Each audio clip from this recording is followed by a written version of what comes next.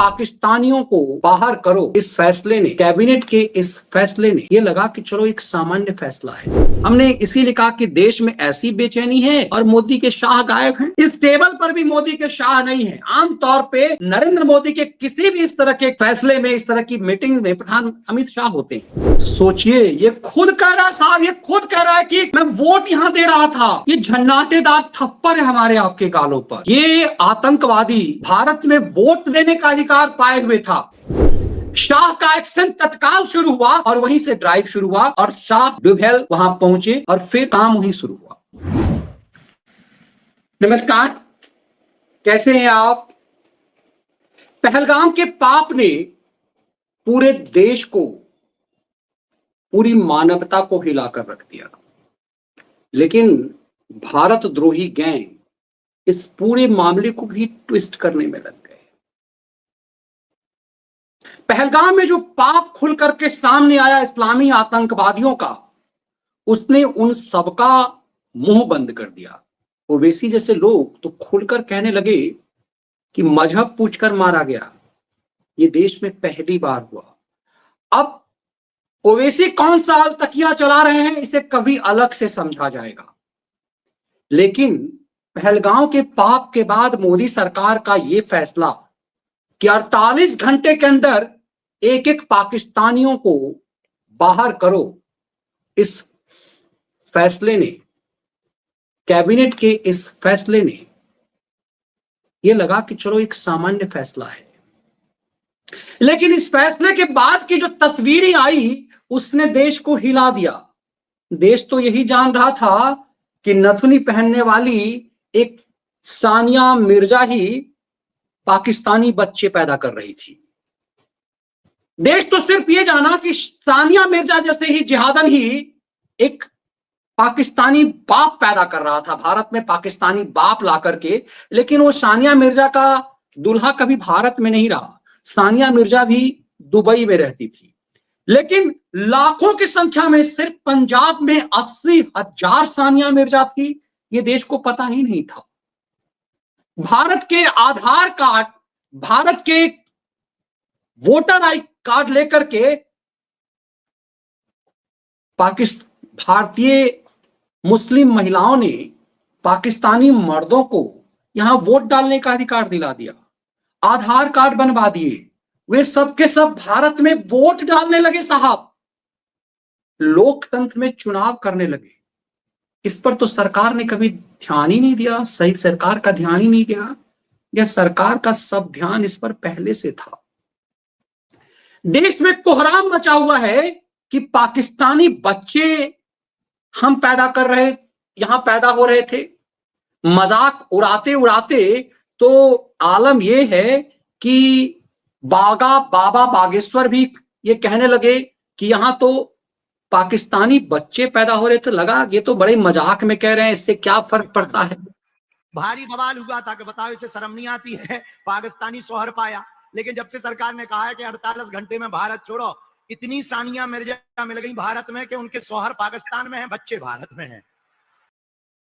सोचिए, ये बाबा बागेश्वर जब कह रहे थे तो लोगों को लगा कि ये मजाक है, लेकिन सच खुल करके सामने आया और एक एक तस्वीर जब आने लगी तो देश हिल गया कि भाई इसका तो, ये देखिए भाई साहब, 26 साल से ये पुलिस में भर्ती है इसका शौहर। यदि आप देख करके चौंक जाएंगे कि इसका शौहर, उनको भी कहा आपके पति पुलिस में है? हाँ, पुलिस में 27 साल सर्विस हो गई। क्या नाम है? इफ्तिखार अली। वो पुलिस में है, उनको भी कहा कि वापस जाओ? उन्हीं को कहा, हमें नहीं कहा जी। लेकिन हम यहाँ कैसे रहेंगे? ये मेरे छोटे छोटे बच्चे हैं, ये किसके सहारे रह सकते हैं? ये रह सिर्फ उन्हीं का नाम आया कि उनको उन्हीं का नाम आया। लेकिन आप अब सोचिए, ये कह रहे 27 साल से इसका दुल्हा भारत की पुलिस में है, जम्मू कश्मीर के पुलिस में है, और वो पाकिस्तानी है। उसके पास भारत का आधार कार्ड है, भारत का वोटर आई कार्ड है। उसे जूते मार करके बाहर भगाया जा रहा है। तो क्या सिर्फ इससे खुशी हम हो लेंगे? इतना सब कुछ देखने के बाद अभी कई ऐसी तस्वीरें हैं जो और चौंकाती है। भारतीय महिलाओं ने पाकिस्तानी पुरुषों से शादी की, यहां पाकिस्तानी बच्चे पैदा होते रहे और वो हमारे आपके टैक्स पे सरकार की सुविधाएं ले रहे हैं। ये जिहादी मुफ्त का राशन, मुफ्त की सुविधाएं, और सरकार भी चुन रहे हैं, पाकिस्तान परस्त सरकार भी चुन रहे हैं। इस फ्रेम ने हिला दिया। तब ये सवाल उत्पन्न होता है कि इस देश का गृह मंत्री कहां है। भारत का गृह मंत्री पिछले कई दिनों से इस दृश्य के बाद आपको दिखाई नहीं दे रहा। ये लाल फाइल राष्ट्रपति को सौंप करके मोदी के शाह कहां गायब हैं। आप विदेश मंत्री की खबरें तो खूब देख रहे हैं कि विदेश मंत्री फलाना फलाना देश के साथ रोज एस जयशंकर 15-15 देश के विदेश मंत्रियों से बात कर रहे हैं। एस जयशंकर की खूब तस्वीरें आ रही है। तस्वीरें एस जयशंकर की नहीं आ रही है। कल प्रधानमंत्री नरेंद्र मोदी ने कहा कि अब आर्मी तय करेगी सब कुछ जो करना है।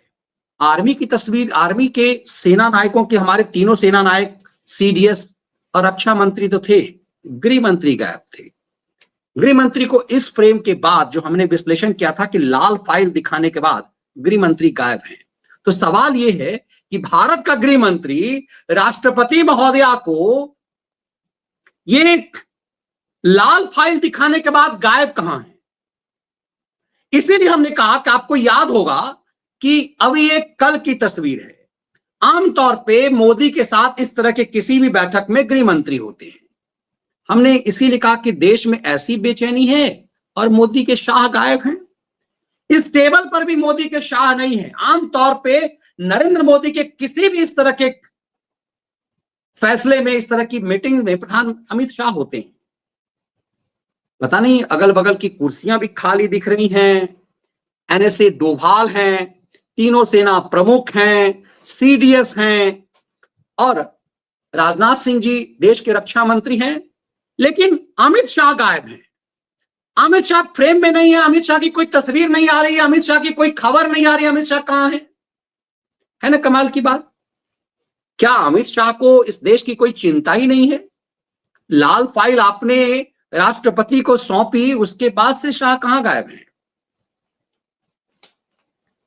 इस लाल फाइल को उन्होंने विदेश मंत्री के साथ सौंपा था और उस दिन भी मुझे कहा कि ये दो फाइलें किस चीज की हैं और ये फाइलें ये साझा क्यों की गई। जरूरी भी नहीं था कि राष्ट्रपति से यदि मिलते तो इसको साझा किया जाता। ये दो लाल फाइल सौंपने के बाद भारत के गृह मंत्री ना खबरों की सुर्खियों में हैं और ना कोई तस्वीर उनकी आ रही है। लेकिन उसके बाद से ऐसी तस्वीरें आ रही है, इन जिहादियों को कुछ ऐसी भी तस्वीरें आ रही है। कुछ मुल्लियां भी हैं जिनको जाना है मुझे, तो घर में जवान बेटियां उनको छोड़ के मैं जा रही हूँ।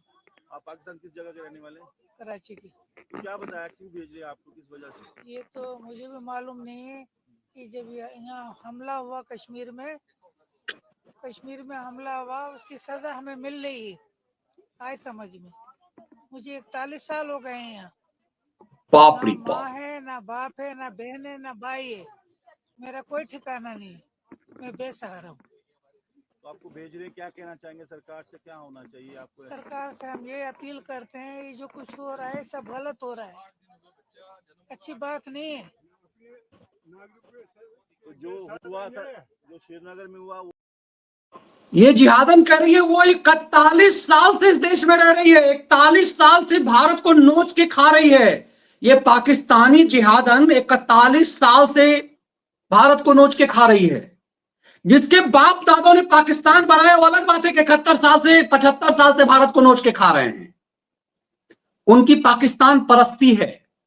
तभी तो आज भी जिस दुश्मन देश, जिस देश के साथ हमारा कोई रिश्ता नहीं है, जो देश नफरत के आधार पे बना, पाकिस्तान नफरत के आधार पे बना है, और जो देश नफरत के आधार पे बना है उस देश के साथ बेटी रोटी का तुम्हारा रिश्ता।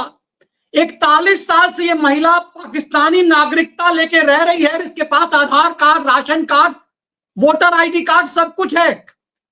सोचिए, ये अकेली नहीं है, ऐसे ना जाने कितने हैं। और ये विक्टिम कार्ड खेल रही है और ये विक्टिम कार्ड खेलते हुए कह रही है कि हां, हमारे साथ अन्याय हो रहा है। ये तो पता ही नहीं चलता साहब, पहलगांव नहीं होता। ये 26 बलिदान नहीं होते, 26 युवाओं के बलिदान नहीं होते, 26 सनातनियों के बलिदान नहीं होते, तो ये राक्षस इतने सारे सिर्फ पंजाब में बताया जा रहा 80,000 है। लाखों की संख्या में पाकिस्तानी भिखमंगे जो हैं वो यहां पर हैं और भारतीय मुस्लिम महिलाओं से बच्चे पैदा करके यहां अलग पाकिस्तान बना रहे हैं। हम अलग अलग हिस्सों को जब कहते हैं ये मिनी पाकिस्तान, ये तो पाकिस्तानी यहां ब्याह कर यहां आते हैं, यहां भारतीय महिलाओं मुस्लिम महिलाओं से शादी कर रहे हैं और पाकिस्तानी बच्चे पैदा कर रहे हैं। फिर उसके बच्चे जो हैं वो भारत के टैक्स पेयर से सरकार के द्वारा मुफ्त अनाज का फायदा ले रहे हैं, मुफ्त साइकिलें बट रही है उनको। उनके इन पाकिस्तानियों को मुफ्त में अनाज मिल रहा है, मुफ्त में उज्ज्वला योजना मिल रही है, मुफ्त में शौचालय मिल रहा है और इसका शौहर पाकिस्तानी है। ये एक दो नहीं है, सोचिए कैसे कैसे इस देश के साथ कांग्रेस और उसके इकोसिस्टम ने सालों कितनी बड़ी साजिश की है, इस बात को समझिए। तब हम आपको उस परिप्रेक्ष्य में इसको देखिए, ये फैजल है, ये असली कहानी इसकी जी जी सीधा हम लोग वहाँ जी यहाँ का नहीं बना हुआ हमारा पासपोर्ट। हम ऐसे पाकिस्तानी नेशनल्स वहाँ से पासपोर्ट अप्लाई करके थ्रू लीगल तरीके से आए थे हम, ठीक है। हम यहाँ पे 17 सालों से, हम 2008 में आए थे, 24/11/2008 में। तो हमने विद इन 15 डेज यहाँ पे आते ही हमने वीजा स्टे करवाया था। तो उस टाइम पे स्टेटहुड भी था, ठीक है, तो इनका अपना ये था। तो उसके बाद अचानक से जब चीज होना समझ नहीं आ रही कैसे करेंगे। सरकार से मैं यही अपील करूंगा, देखो सबसे पहले तो प्रैक्टिकली होकर सोचा जाए, ठीक है। सबसे पहले ये सरकार से मैं अपील करूंगा कि आप कुछ टाइम की मोहलत दे दें, कुछ हल निकालें, कुछ टाइम की मोहलत दे दें। अब जो फैमिलीज यहाँ पे पिछले 20-30 सालों से रह रही हैं, हमने वोट भी कास्ट किया, हमारे हर एक डॉक्यूमेंट्स यहाँ के बने, आधार कार्ड है, इलेक्शन कार्ड है, राशन कार्ड है, हमारा डोमिसाइल है मेरी यहाँ की। सोचिए, ये खुद कह रहा साहब, ये खुद कह रहा है कि मैं वोट यहां दे रहा था। ये झन्नाटेदार थप्पड़ है हमारे आपके गालों पर। ये आतंकवादी भारत में वोट देने का अधिकार पाए हुए था, ये पाकिस्तानी आतंकवादी हमारे यहाँ वोट देने का अधिकार पाए हुए था और 17 साल से इसने 10th यहीं किया, 12th यहीं किया, यहीं का राशन तोड़ रहा था और कह रहा था जब स्टेटहुड था, जब राज्य में जम्मू कश्मीर में सरकार थी, जब 370 लागू नहीं हुआ था तब हम मौज ले रहे थे। तो सोचिए कि 370 के क्या फायदे हैं, सोचिए इस देश को मोदी और शाह ने क्या दिलाया। 370 अमित शाह की सबसे बड़ी उपलब्धियों में से एक है। इतिहास जब भी 370 हटाए जाने की बात करेगा, अमित शाह की इस उपलब्धियों को कभी मुक्त नहीं कर पाएगा। तो क्या चुटकी बजाते सब कुछ हुआ है? क्या पहलगांव में जो 26 लोगों का बलिदान हुआ है उसके बाद सब चुटकी बजाते हो गया? क्या इसकी तैयारी बहुत पहले से थी? कल्पना कीजिए कि ऐसा नहीं होता तो क्या सरकार ये ड्राइव चला पाती? ये जिहादी फैसल कह रहा है कि हम 17 साल से यहां रह रहे हैं, 10th 12th सब हमने यहीं किया, यहीं की मुल्ली से हमने शादी कर ली, यहां पाकिस्तानी बच्चे पैदा कर दिए हमने। इसके पाकिस्तानी बच्चों का क्या होगा? बाप जहां होगा वहीं होगा। अब धक्के मार के जब उसे भगाया जाएगा तो कहा जाएगा कि बच्चों को भगाया जा रहा है। मामला साहब यहीं तक नहीं है, जरा एक एक चीज देखिएगा। सोचिए, आतंकवादियों को से ब्याह कर रही थी भारत की मुस्लिम महिलाएं। पूर्व आतंकियों की पाकिस्तानी पत्नियां नहीं जाना चाहती वापस। अब पूर्व आतंकवादियों की, जो पहले आतंकवादी थे, उसने यहां शादी कर लिया यहां के मुस्लिम महिलाओं से। अब उसकी पत्नी जो थी वह पाकिस्तान की मुस्लिम महिलाओं से ब्याह करके, यहां का आतंकवादी वहां गया, वहां से ब्याह करके आया और यहां ले आया बीवी को, और उसके बाद से वो भी गायब है। कई सारे पूर्व आतंकियों की पाकिस्तानी पत्नियां नहीं जाना चाहती वापस। हमारी लाशों को ताबूत में बंद करके भेजो। अब कुछ क्या है, ये तो मुल्ले कुछ हो गए जो आतंकवादी हैं, जिस यहाँ की कुछ मुस्लिम महिलाओं ने आतंकवादियों से शादी की और फिर वो पासपोर्ट उसका है, फिर पाकिस्तान। अब क्या है इससे? कितना खतरनाक गेम है, जरा इस चीज को समझिए, पहले इसको समझ लीजिए। पूर्व आतंकियों की पाकिस्तानी पत्नियां नहीं जाना चाहती वापस, मतलब इसका पति आतंकवादी था। जम्मू कश्मीर में जो आतंक फैलता था 370 से पहले, इसका पति आतंकवादी था, ये पाकिस्तानी महिला थी। ये जम्मू कश्मीर उस तरफ पीओके में जाकर के इसने शादी किया पाकिस्तानी नेशनलिस्ट से और उसके बाद फिर इधर आ गई, है ना, आतंकवादियों से शादी करके, चूंकि इनका तो आना जाना चलता रहता था। अब इसके आतंकवादी पतियों ने अपने पूरे दस्तावेज को जला दिए पकड़े जाने के कारण। इसके आतंकवादी पति गायब हैं और इसकी नागरिकता भारत की है। अब इन सबको धक्के मार के निकाला जा रहा है। ये कह रही हमारी लाश को जो है, हमारा लाश ताबूत में विक्टिम कार्ड खेल रही है। अब जरा देखिए, ये आकाशवाणी की खबर के मुताबिक जम्मू कश्मीर के लगभग 60 पाकिस्तानी महिलाओं और उनके बच्चों का कल वाघा सीमा के रास्ते पाकिस्तान भेज दिया गया, उसके बच्चों को भी। मतलब उन महिलाओं को जो पाकिस्तानी नागरिकता थी और भारतीय पुरुषों से शादी कर ली थी, उसके बच्चों को यहां पाकिस्तान भेजे। उसमें से अधिकतर पूर्व कश्मीरी आतंकवादियों से विवाहित थी। सोचिए, इन परिवारों को श्रीनगर, बारामूला, कुपवारा, बड़गांव, शोपियां समेत कई जिलों में बसों से सुरक्षा के बीच लाया गया और पाकिस्तानी अधिकारियों को सुपुर्द कर दिया गया। उसमें से कई महिलाएं पूर्व आतंकवादियों के लिए 2010 में बनी पुनर्वास नीति के अंतर्गत कश्मीर आई थी। वहीं लगभग 45 वर्ष पूर्व पूंछ के कमेंडर में वैध वीजा पर भारत आए 11 पाकिस्तानी नागरिकों को वापस भेज दिया गया है। पहलगांव में आतंकी हमले के बाद केंद्रीय गृह मंत्री अमित शाह ने राज्यों और केंद्र शासित प्रदेशों के प्रमुखों को निर्देश दिया था कि वे अपने अपने यहां पाकिस्तानी नागरिकों की पहचान करें। अब आपको पता चलेगा कि अमित शाह गायब कहां है।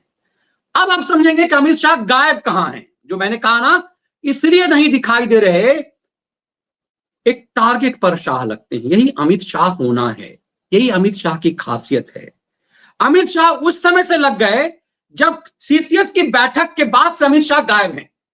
सीसीएस की बैठक के बाद अमित शाह ने एक आदेश जारी किया, उसके बाद उनकी कोई खबर नहीं छप रही।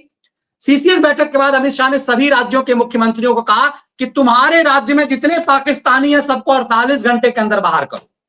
अब जो भाजपा शासित राज्य है उसमें एक्शन तुरंत हुआ। उसमें सबसे गैर भाजपा शासित राज्यों में सबसे बेहतरीन एक्शन झारखंड ने किया। सबसे बेहतरीन एक्शन झारखंड ने किया। मतलब झारखंड तबके में पाकिस्तानी आतंकवादी घुसे हुए थे। इसमें सबसे तेजी से काम गुजरात और उत्तर प्रदेश में हुआ। गुजरात में यूपी से भी ज्यादा पैमाने पर काम हुआ। उसमें क्या हुआ, पाकिस्तानी तो कह दिया गया, लेकिन अमित शाह ने गुजरात में निकालना शुरू किया, ड्राइव शुरू कर दिया बांग्लादेशियों का। तब आपको लगेगा कि ये बांग्लादेशी इतनी बड़ी संख्या में क्यों है। तब आपको लगेगा कि गुजरात में जो हो रहा है, अहमदाबाद में जो हो रहा है, इतने बड़े पैमाने पर बांग्लादेशी निकल रहे हैं। लोग सवाल उठा रहे हैं कि भाई 30 साल से भारतीय जनता पार्टी की सरकार थी, अहमदाबाद में भाजपा की सरकार थी और इतने पाकिस्तानी थे। इसे अलग से भी समझेंगे, इसमें कोर्ट के खेल को अलग से समझेंगे। लेकिन सोचिए, अहमदाबाद में ही क्यों? अहमदाबाद में ही क्यों? अहमदाबाद से ही इतने बांग्लादेशी क्यों निकल रहे हैं? क्या एकाएक हुआ?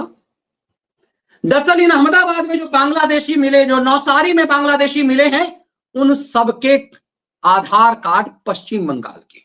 इसका मतलब बंगाल में एंट्री करा करके देश भर में उन्हें फैलाया गया। अब जरा समझिए, सीसीएस की बैठक हुई। पाकिस्तान के आतंकवादियों ने जब जम्मू कश्मीर में पहलगांव में भारत के सैलानियों पर हत्या की मजहब पूछ करके, 26 लोगों की मौत हो गई मजहब पूछ करके। उसके बाद प्रधानमंत्री नरेंद्र मोदी उस समय में सऊदी अरब के दौरे पर थे। मोदी अपना दौरा बीच में तोड़ करके वापस आते हैं और वापस आते उस समय में गृह मंत्री अमित शाह जम्मू कश्मीर में थे। शाह की सक्रियता को समझिए कि घटना के बाद जम्मू कश्मीर का चीफ मिनिस्टर नहीं पहुंचा पहलगांव, लेकिन दिल्ली से देश का गृह मंत्री पहुंच गया पहलगांव। घटना के कुछ ही घंटे के बाद भारत के गृह मंत्री पहलगांव में थे। जम्मू कश्मीर का चीफ मिनिस्टर वहां नहीं पहुंचा था, अमित शाह वहां पहुंच गए थे। शाह का एक्शन तत्काल शुरू हुआ और वहीं से ड्राइव शुरू हुआ और शाह डुभेल वहां पहुंचे और फिर काम वहीं शुरू हुआ। अमित शाह जम्मू कश्मीर में थे, भारत के प्रधानमंत्री वापस सऊदी अरब से आ गए और उसके बाद सीसीएस की बैठक हुई। प्रधानमंत्री के आते ही सीसीएस की बैठक हुई, कैबिनेट कोर ग्रुप की, जिसमें भारत के गृह मंत्री, भारत के रक्षा मंत्री, भारत के विदेश मंत्री और भारत के वित्त मंत्री, ये 4 जो मंत्री होते हैं वरिष्ठतम मंत्री, उसमें शामिल होते हैं। चारों मंत्री के साथ प्रधानमंत्री मोदी की बैठक हुई और बैठक के बाद जो सबसे अहम फैसला हुआ वो हुआ पाकिस्तानी नागरिकों को 24 घंटे के अंदर देश से बाहर कर देने का। 48 घंटे के अंदर जितने भी पाकिस्तानी नागरिक हैं उनको तत्काल प्रभाव से बाहर कर देना है। और ये निर्देश दिया गया, उसमें जो हिंदू पाकिस्तानी हैं, जो लॉन्ग टर्म वीजा पे आते हैं, आमतौर पे प्रताड़ित होते हैं, उन्हें नहीं छेड़ना है। ये पूरा सीए स्टाइल में हुआ। तो एक भी हिंदू पाकिस्तानी जो हैं उनको वापस नहीं भेजा जा रहा है, क्योंकि उनको कहां वापस भेजा जाएगा, उनको मौत के धार में तो भेजा नहीं जाएगा, क्योंकि इस देश का विभाजन ही मजहब के आधार पे हुआ। तो शाह की इस प्लानिंग को समझिए, तब आपको समझ में आएगा शाह कहां गायब है। इस देश का सौभाग्य है उसको कि नरेंद्र मोदी और शाह की जोड़ी मिली है। भारत आज से 20-25 साल बाद इस चीज को महसूस करेगा। आज भी भारत द्रोही इस देश को निपटा देना चाहते हैं। सीसीएस बैठक के बाद जो घोषणा की गई वो विदेश मंत्रालय की तरफ से घोषणा की गई कि 48 घंटे के अंदर पाकिस्तानियों को बाहर किया जाएगा। उसमें यह घोषणा की गई कि सिंधु जल संधि को हमने रद्द कर दिया है, जो सबसे अहम था। अब सिंधु जल संधि रद्द आनन फानन में नहीं हो सकता, लेकिन पाकिस्तानियों को आनन फानन में हम तुरंत भगा सकते हैं। और इसी वजह से पाकिस्तानियों को बड़े पैमाने पर एक एक करके तलाश शुरू हुई। और सीसीएस बैठक के कुछ ही देर बाद भारत के गृह मंत्री ने इस बात को लेकर के एक नोटिफिकेशन जारी किया और देश में एक तरह से एक नैरेटिव चलाने के लिए कहा गया। और यह कहा गया कि पूरे देश के सभी मुख्यमंत्रियों को यह निर्देश दिया जाता है, यह कहा जाता है कि आप आनन फानन में 48 घंटे के अंदर सभी पाकिस्तानियों को बाहर करें। 48 घंटे के अंदर सभी पाकिस्तानी बाहर कर दिए गए। बचे खुचे जो लोग हैं उनको भी अब सरकार इसी तैयारी में है। तब आपको समझ में आएगा कि क्या सरकार ने तुरंत इन सब की पहचान कर ली? क्या इतना आसान था जम्मू कश्मीर में पाकिस्तानी नागरिकों की पहचान कर देना? क्या 48 घंटे में इतना आसान था सब कुछ? क्या सरकार की तैयारी पहले से थी क्या? अहमदाबाद में जो ड्राइव चलाया जा रहा है, सबसे ज्यादा जो हमने पिछले दिनों कहा कि जो सबसे बड़े पैमाने पर जो अहमदाबाद में गुंडों को हटाया जा रहा है, वैसे ही था। तब आपको समझिएगा कि दरअसल विष कन्याएं भी पाली गई थी। क्या पाकिस्तान से विष कन्याएं भी आई थी? अब देखिए, इसका जानू जो है सीआरपीएफ में है। अब आप इसे हल्के में मत लीजिए। तो क्या टारगेट में पाकिस्तानी विष कन्याएं हमारी सेना के लिए भी था? ये महिला कह रही है, जाकर के देखिएगा, आवाज कम है, इसको हम सुना नहीं सकते। ये महिला कह रही है कि सीआरपीएफ में उसका पति है, इसका जानू सीआरपीएफ में, और पाकिस्तान यहां सालों से मजे ले रही है। मतलब सोचिए कितना खतरनाक है। सीआरपीएफ में इसका जानू है और ये पाकिस्तानी महिला है। ये पाकिस्तानी महिला है और इसका जानू सीआरपीएफ में। तो क्या ये विष कन्याओं का खेल है? क्या इतना आसान है? अब इसके बारे में भी आपने सुना होगा। डेट को आई थी तो कौन सी डेट को जाना? इसे भी पाकिस्तान भगाया गया। लेकिन इस विष कन्या को मुझे लगता है कि ये विष कन्या सबसे खतरनाक है। ये जिहादी विष कन्या, मतलब हमारे सीआरपीएफ में, हमारी आर्मी में, हमारी पुलिस में पाकिस्तानी थे और इसका पति सीआरपीएफ में है। हे भगवान, मतलब इस देश में ऐसी चीजें हो रही थी। तब आपको समझ में आएगा कि रातों रात क्या ये सब चीजें संभव था? क्या भारत सरकार के लिए ये सब चीजें संभव थी? ये कैसे हो रहा है? तब आपको समझ में आएगा कि अमित शाह दरअसल पिछले हफ्ते भर से कहां गायब है। सीसीएस की बैठक के बाद राष्ट्रपति को सौंपी गई उस फाइल के बाद वो कहां गायब है? क्या यही वजह है कि राहुल गांधी की नागरिकता पर सरकार की चुप्पी है? राहुल गांधी ही सिर्फ हैं विदेशी या फिर इतने बड़े पैमाने पर? तो कांग्रेस के साथ में सालों से क्या हुआ है? सालों से पाकिस्तानी बसागी कैसा रूल है कि जिसमें बड़ी आसानी से पाकिस्तानी भारतीय मुस्लिम महिलाओं से शादी करता है, यहां बच्चा पैदा करता है, उसको तमाम सुविधाएं मिलती है, सरकारी स्कूल में मुफ्त में एडमिशन होता है, उसको मुफ्त में शिक्षा मिलती है, तमाम सुविधाएं मुफ्त में मिलती है, और भारत के टैक्स पेयर से पाकिस्तान अपनी भीखमंगी जहां पर उसे आटा दाल। तो क्या एक नैरेटिव है, बहुत कंक्लूजन पे हम पहुंच रहे हैं, क्या इस देश में यह नैरेटिव नहीं चलाया जाना चाहिए कि भारत और पाकिस्तान के बीच कोई शादी नहीं करेगा, दोनों देश की नागरिक नहीं कर सकते क्योंकि वो हमारा दुश्मन देश है? अब इस बात को बहुत गंभीरता से समझिए।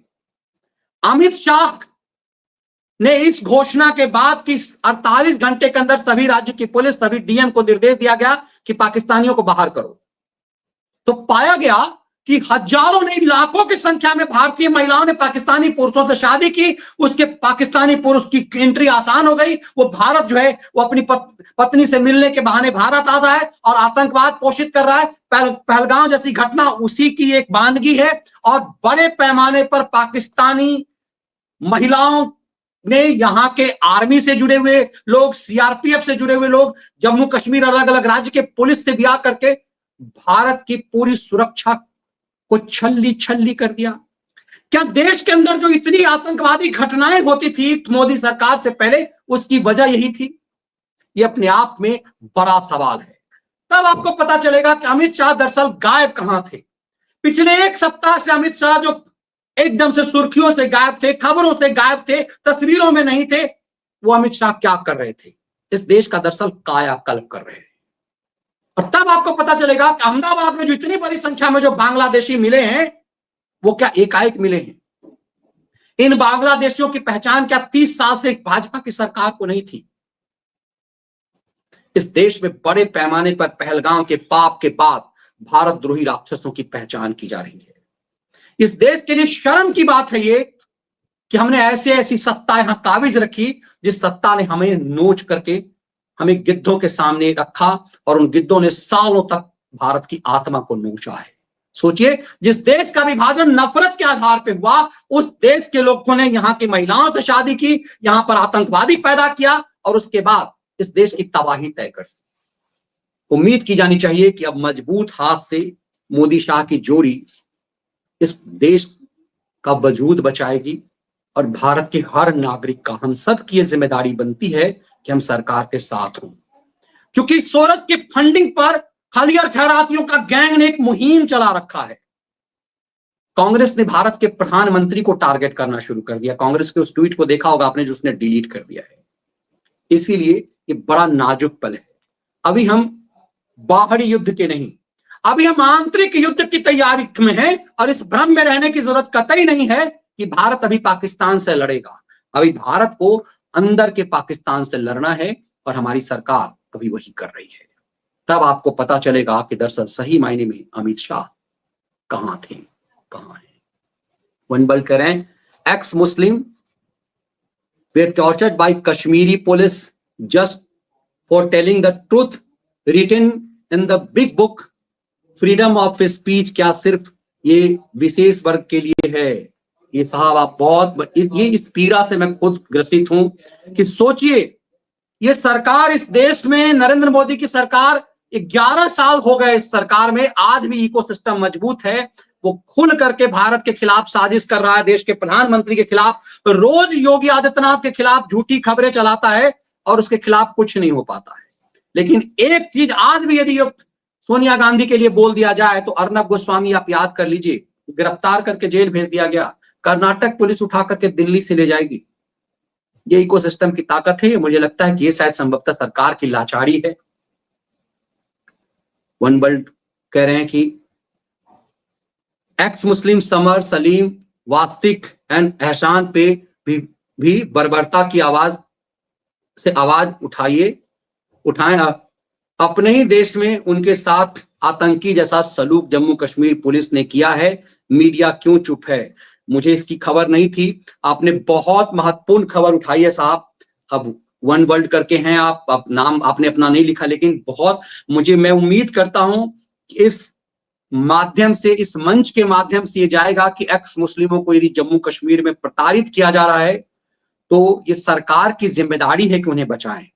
यदि नेशन के लिए वो बेहतर काम कर रहे हैं तो ये आप सबकी जिम्मेदारी भी है कि जो वन वर्ल्ड के माध्यम से, इस मंच के माध्यम से और वन वर्ल्ड के माध्यम से ये हम लोग जो मनीष ठाकुर फैमिली के माध्यम से जो बात आई है इसे दूर तक पहुंचाए। इसीलिए मैं आपसे कहता हूं कि ग्रुप व्हाट्सएप में कोई भी वीडियो भेजने की जरूरत नहीं है। पर्सन जो आपके रिलेटिव्स हैं, आपके मित्र हैं, उनके पर्सनल व्हाट्सएप पे और पर्सनल बातचीत, आपसी बातचीत में चर्चा कीजिए इस शो के बारे में, मनीष ठाकुर शो के बारे में। उन्हें बताइए, आप यदि सीनियर सिटीजन हैं, आप यदि शाम में किसी पार्क में बैठते हैं, आप दूध लाने जाते हैं, आप सब्जी बाजार में जाते हैं, आपके मित्र सहयोगी साथी मिलते हैं, रिलेटिव्स के साथ मिलते हैं, वहां चर्चा कीजिए, क्योंकि हमारे पास इसके अलावा दूसरा कोई विकल्प नहीं है। भारत द्रोहियों के पास विकल्प है, उनका एजेंडा भारत द्रोहियों तक अपने वीडियो पहुंचाने का है, पाकिस्तान में पहुंच रहा है। और यहां पर जो पाकिस्तान परस्त है, जिनके बाप दादा पाकिस्तान नहीं गए, जो आज भी पाकिस्तान का सपना देख रहे हैं, जो पाकिस्तान में ब्याह, पाकिस्तानी मुल्लों से ब्याह करके यहां पाकिस्तानी बच्चे पैदा कर रहे हैं, कितना खतरनाक है। तो मुझे लगता है कि आप इस पूरी गंभीरता को समझेंगे। और रमेश जी कह रहे हैं कि मैं हमेशा चर्चा करता हूं, मनीष जी, तो ये आप सबका धर्म है एक तरह से। इस वीडियो विश्लेषण को ज्यादा से ज्यादा संख्या में साझा करें, अपनों तक पहुंचाएं, व्यक्तिगत बातचीत में पहुंचाएं, उन्हें शो दिखाएं, तभी इसके अलावा कोई चारा नहीं है, क्योंकि यूट्यूब का एल्गोरिदम कुछ अलग करता है। तो फिर आप सबसे विशेष आग्रह कि वीडियो को लाइक और शेयर कीजिए। ज्वाइन बटन के साथ मेंबर चैनल का जरूर बनिए, इससे हमें मजबूती मिलती है। और खैरात के खिलाफ स्वतंत्र पत्रकार में ये डिजिटल नंबर है, जिसके माध्यम से आप स्वतंत्र पत्रकारिता में अपना अंशदान कर सकते हैं। बहुत बहुत धन्यवाद। जय हिंद।